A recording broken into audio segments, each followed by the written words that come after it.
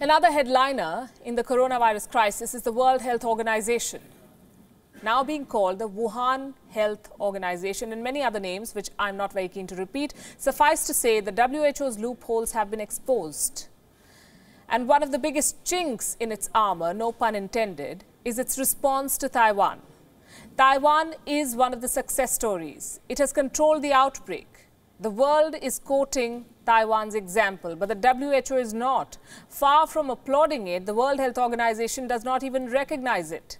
The reason is China. China has locked Taiwan out of the World Health Organization because China stakes claim over Taiwan. It sees Taiwan as a breakaway province.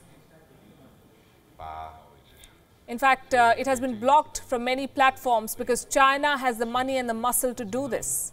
Even in this pandemic, Taiwan is excluded from emergency meetings at the WHO. So Taiwan is excluded. It does not get important briefings from global experts. It does not get an invite to attend WHO annual meetings. And come to think of it, given WHO's record on the coronavirus, there is not much that Taiwan is missing.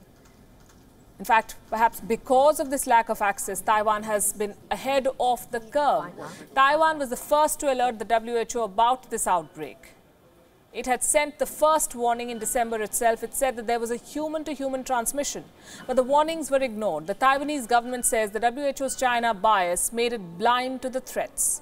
And now Taiwan has levied a very serious charge. It says the World Health Organization is burying reports, information that could be critical to the fight against the pandemic.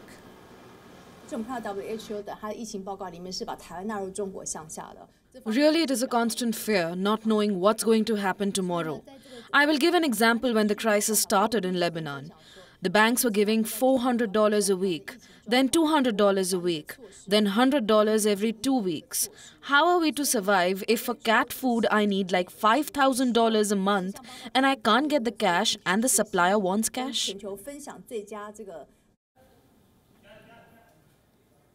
Now, Taiwan has faced this before. It raises an objection every time it is ignored. But when the world is fighting a pandemic, Taiwan says it should not be left out. The Taiwanese government cites its successes in controlling the outbreak, and it wants to contribute to the global effort.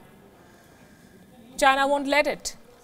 Not only has it denied Taiwan access to global forums, it is trying to browbeat the media when Taiwan's case is presented. On Monday evening, the Chinese embassy in New Delhi released the statement. It slammed the Indian media for reporting on Taiwan's demands for a WHO membership. The statement says Taiwan has no right to join the WHO. It ends with advice for the Indian media. The embassy has asked journalists to follow the One China principle and to not provide a platform to what it calls Taiwan independence forces. Unfortunately for China, the press in India has independence too. And all the bad press and pressure is forcing the WHO to course correct, just about. It doesn't want to be seen as alienating Taiwan anymore, so to save face, it has released this statement. It says that the WHO is working with all health authorities, including health experts from Taiwan, as they should. What Taiwan has been able to do is remarkable. It has saved lives without the support of global bodies. At a time when the world's leading nations are struggling, the WHO is taking a huge risk by keeping Taiwan out. It must end this unfair boycott, at least in times of such an emergency.